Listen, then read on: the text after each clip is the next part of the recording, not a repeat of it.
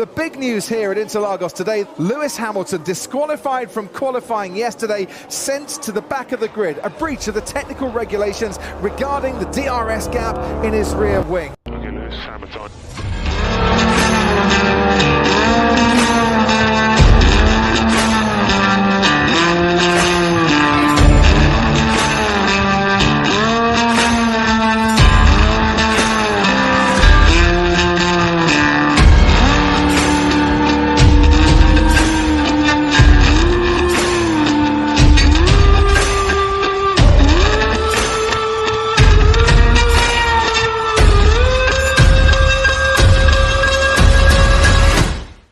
He was 20th and last on the grid for the sprint here on lap 59 of the Grand Prix. He has gone from last all the way to first.